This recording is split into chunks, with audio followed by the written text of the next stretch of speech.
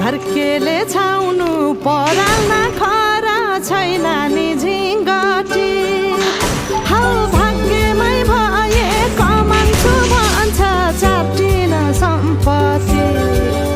हौ भाग्यमै भए कमान्छु भन्छ चाटिन सम्पत्ति गाई भने सानो दुध दिन्छ मानो खानु कि नखानु मागेरै लानु नसक्नेसँग जानु कि नजानु धन सुक्यो रातले फकान्छ